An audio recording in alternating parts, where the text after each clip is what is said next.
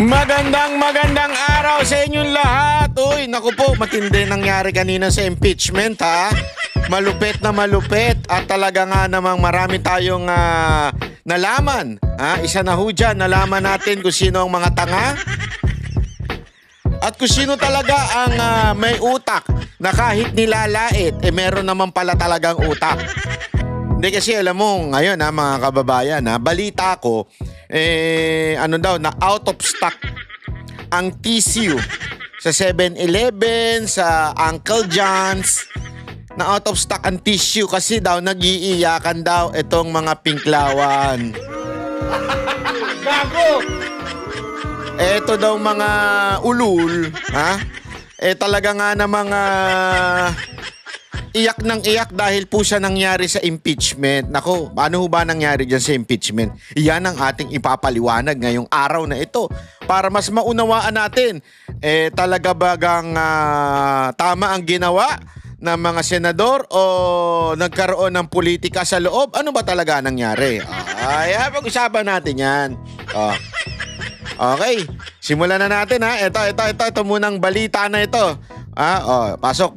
Sa botong 18-5, inaprubahan ng Senado na nag-convene na bilang impeachment court ngayong gabi ang mosyong ibalik ang articles of impeachment laban kay Vice President Sara Duterte sa Kamara.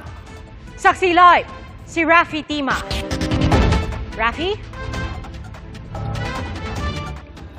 Pia, bukas pa sana magko-convene itong Senado bilang impeachment court pero ngayong gabi ay tila tapos na ang lahat matapos magdesisyon ang impeachment court na ibalik sa Kongreso ang bola.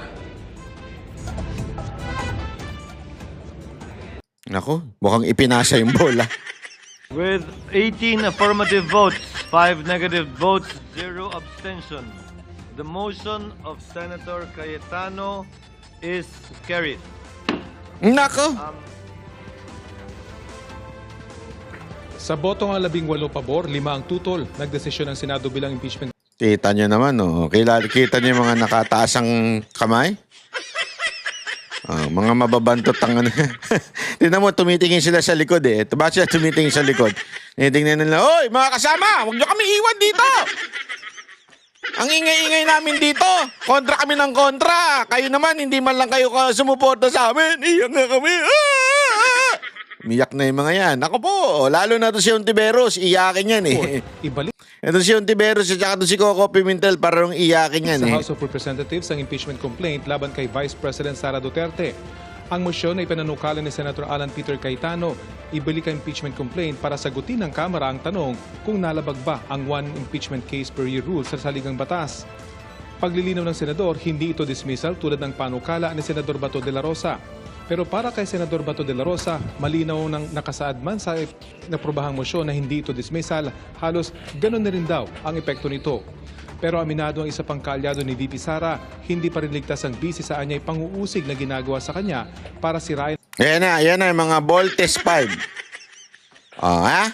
Tandaan niyo yung mga pagmumuka na yan sa 2028, Hoy, lahat po mga kababayan natin, ito po ang dahilan ng salot sa Pilipinas.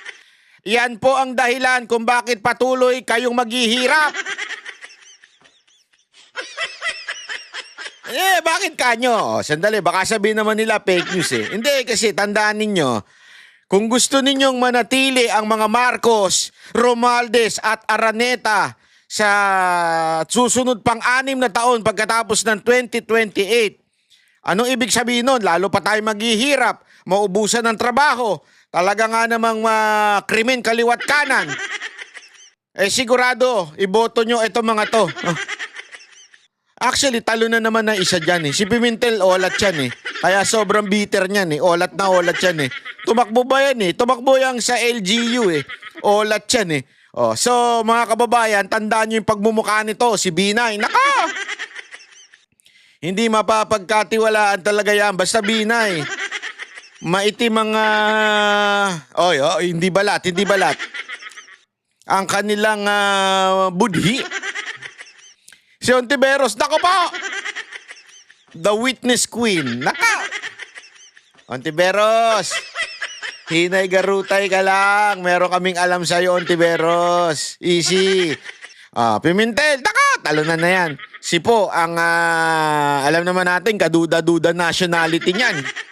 Sabi nga ni Pangulong Duterte noon, gusto nyo ba ng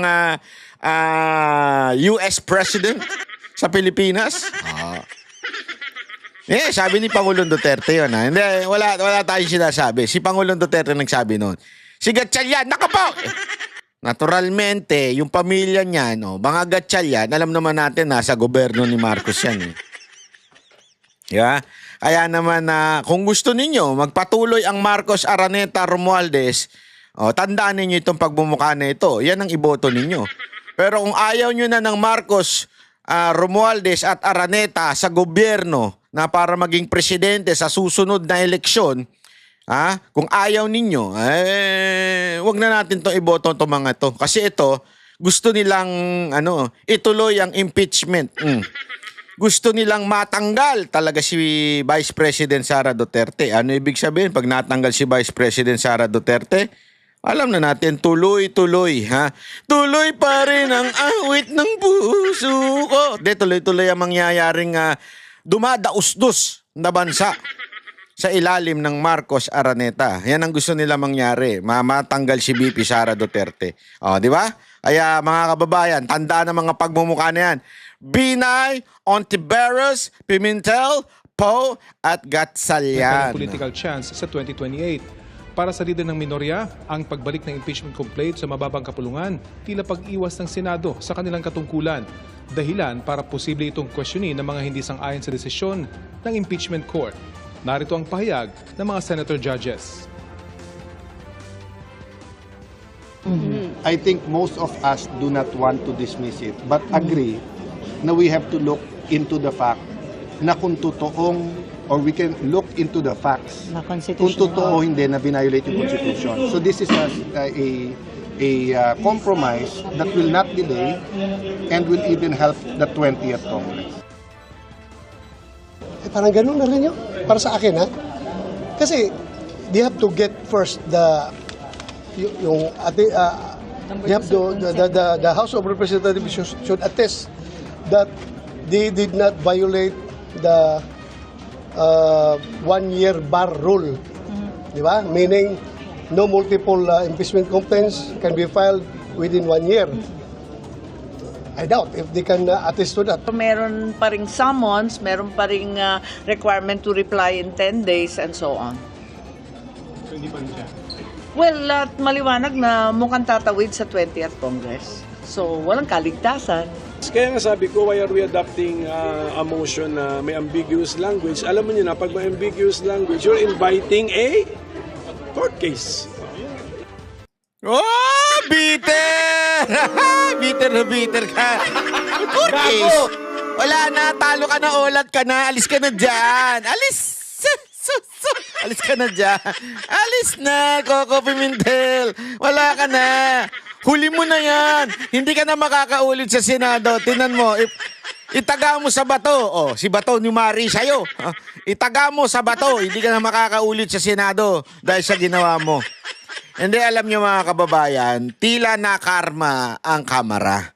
Karma, Kamara. Di ba? Pareho, halos pareho yun eh.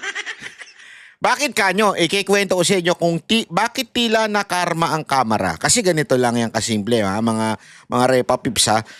Kasi ganito, ano ba yung issue ngayon? Yung sinasabing ni Cayetano na hindi naman dinismiss. Ang ginawa, isinole o ni-remand o ni-return sa Kamara at pinagpapaliwanag. Bakit ninyo tinalunan yung una, pangalawa, pangatlo at dumiretso kayo sa pang-apat? Kasi ang nangyari mga kababayan, ganito ang proseso para lamang po sa kaalaman natin, merong time frame na ang sinasabi, once natanggap yung impeachment ng isang tao doon kay Vice President o kahit sino mang impeachable officer. Halimbawa, ako isang congressman na may kasama akong grupo. Gusto ko ma-impeach si Marcos, halimbawa. Lalapit ako sa Secretary General ng Congress, yung House of Representatives. Papasa ko, Yung impeachment, complaint, ito yung impeachment, bla bla bla. Kasi ganito, whereas. So, alam mo naman yung mga as na yun. Yeah? So, ito. Kasi ganito, ginawa nito, kaya dapat impeach yan, bla bla bla bla. Ikaw, Secretary General ka, ang nakasulat sa konstitusyon, immediately, hindi forthwith wala na mas lilinaw pa sa salitang immediately kung hindi agad-agad. Agad-agad, kailangan mong ipasa sa Speaker of the House. Immediately. Ano ginawa nila? At nadulas sila publicly. Ito si Secretary General, nadulas siya. Bakit? Yung pinasa yung first impeachment, hindi niya kaagad ibinigay kay Speaker. Mali yun. Kasi ayon sa ating batas, immediately kailangan ibigay mo sa Speaker.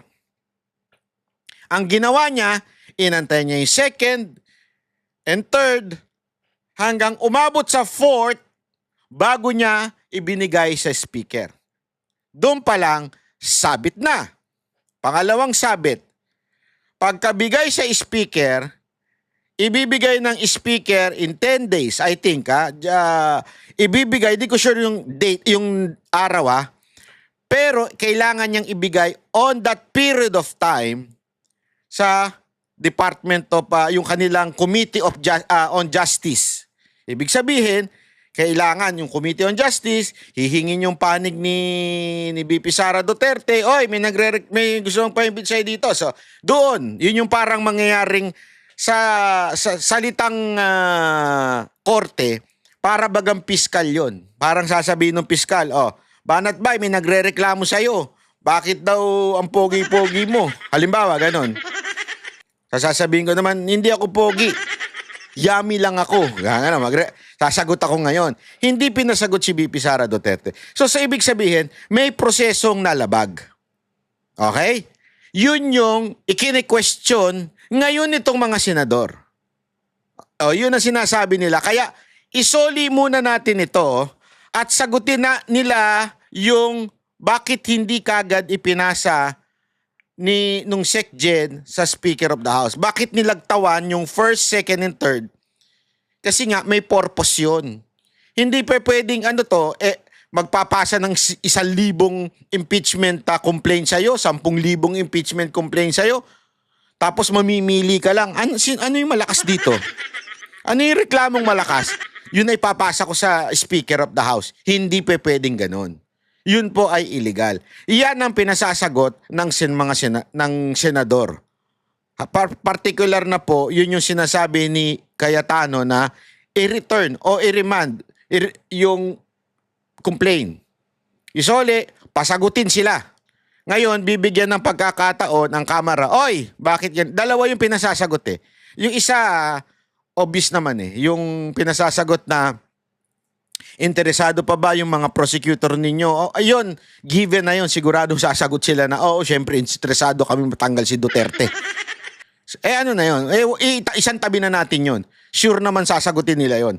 Pero yung pangalawa, yung legal ba o illegal ba yung prosesong ginawa ninyo? Yan ang kailangan sagutin. Yan ang tinatawag na return. Ngayon, syempre itong mga ulul na mga salot sa lipo ng senador, nagrereklamo sila. Bakit daw kailangan isole? Parang dismissal na rin daw yon. Tuloy. Kanina in-adjourn na ng presiding officer ang impeachment court at i-anunsyo na lang nila yung... So, hindi nagkasundo. Ibig sabihin, nagkaroon ng debate, kaliwat ka ng debate, dapat bang isole? Kasi may nag-motion Nag-motion muna si Bato. Ang motion ni Bato, i-dismiss na yan. Okay? So mula doon, ang daming debate, nagsagutan na, nanginig yung mga laman nila Ontiveros, ni Coco Pimentel, ni Gatchalian, ni Binay, ni Po. Talaga nanginig yung laman nila. Hindi pwede! Sagabal to sa pangarap naming maging Pangulo. So kailangan matanggal yan si Vice President Sara Duterte. Hindi pwedeng i-dismiss. Galit na galit ang mga animal, di ba? O, di ba? Ganun ang nangyari. Galit na galit sila. So, nagkaroon ng debate. Tapos, pumasok ngayon si Cayetano. Sinabi niya, kwento ko na lang para mabilis, sa salitang lengguaheng maintindihan nyo. Sinabi niya, medyo mahihirapan tanggapin yan ng mga lahat ng senador na i-dismiss. Ang galing din ni Cayetano eh. Dito talaga napabilib ako ni Cayetano. Taas talaga yung kamay ko. Kaya yung mga nagsasabing etong si Cayetano, hudas, mga ganyan. Kasi tandaan ninyo yung mga aldab noon nung panahon na kumakampi kay Marcos, galit na galit kay Cayetano. Tapos galit na galit sa amin yan. Sasabihin nila sa amin, kayo kasi makakayatano kayo. Mga Cayetano kayo eh. Oo, siyempre. Bakit? Siya pinili ni Duterte. Kaya nga Dukay ang tag team nun eh. Presidente si Pangulong Duterte, Vice President si Cayetano. Ano gusto niyo? Pinagpipilitan kasi nila yung Marcos budol. Hindi, totoo. Nagkaroon yan eh. Ng Dukay at saka ng Aldab, yung mga gusto kay Marcos na maging Vice President ni Pangulong Duterte noong 2016. Tinalo ni Pangulong Duterte, ayaw nga niya eh. Alam niya kasing ngangag eh. 'Di ba? Alam niya eh. So ayaw niya. So kaming mga nangampanya para sa Dukay, galit na galit sila. Mga Cayetano kayo, traitor yung mga yan eh. Ganun sila. Walang biro. Bumubula mga bibig nila. Ngayon, makikita ninyo kung gaano kagaling si Cayetano. Bakit? Kung pinagbotohan yung motion ni Bato na i-dismiss yung impeachment, malamang matatalo siya. Kasi nga, kahit tama naman yung argumento ni Villanueva na hindi pwede. Wala yan sa ating parang rules o batas. We cannot dismiss an impeachment complaint. The only thing that we can do is pumasok muna tayo doon, gawin nating court na kagad, kung mag-convene, yung tinatawag nilang convene, tanggapin natin yung impeachment, tapos agad sabihin natin na hindi guilty si VP Sara Duterte. Kaya lang, ang pangit naman tignan nun. Halatang kumampi ang Senado nun. Tama, mali. Ganun ang dating eh. So, maraming sabi, wag naman natin i-dismiss. Kasi pag dinismiss natin yan, parang tayo mismo hindi sumunod sa rules. At isa pa, sa bibig na mismo ng presiding officer na si Chis Escudero, ayaw din niya ng dismissal. So alam ni Cayetano, nakita niya, nabasa niya kaagad bilang abogado. Sandali. Medyo alanganin ito. Alanganin ito yung technique na i-dismiss kaagad. Kaya, compromise tayo. Huwag nating i-dismiss. Sabi niya kay Bato, di ba? Mas mahihirapan tanggapin niya ng mga senador na i-dismiss kagad natin. Di ba?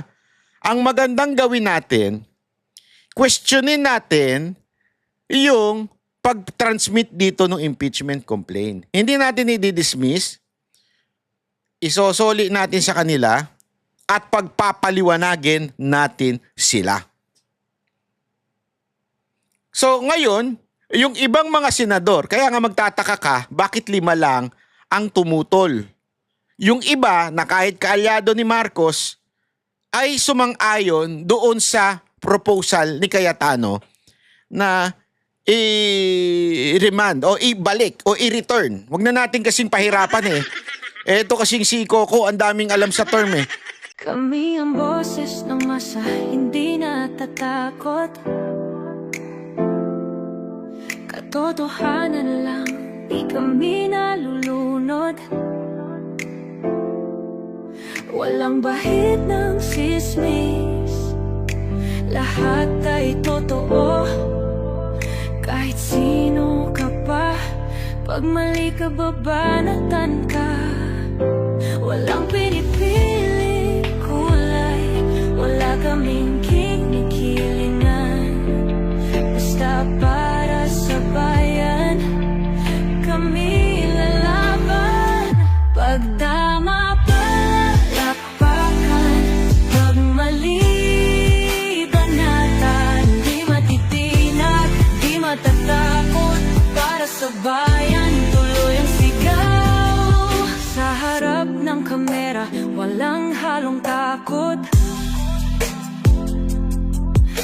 mabaluktot, lahat kayo'y tutumba.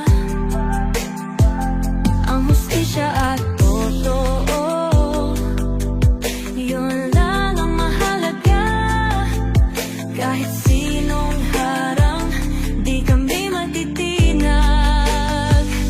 Walang pinipiling kulay, wala kaming kinikilingan. Basta para sa bayan, kami lalaban. Pag tama palakpakan, pag mali banatan, di matitinag, di matatakot. Para sa bayan, tuloy ang sigaw. Kung nasa tama ka, ikaw ay aming kasama. Pero pag mali ka, handa ka na bang mabasag? Banateros kami, walang inuunan. Dahil bayan muna, bago ang sarili.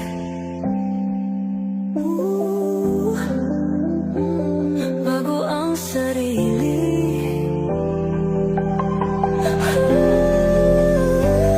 Pag tama palakpakan, pag mali banatan, banateros ang sigaw. Katotohanan ang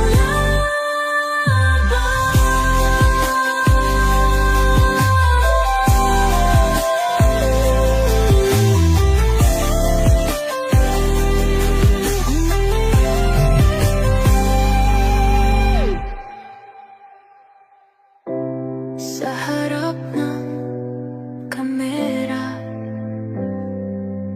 wala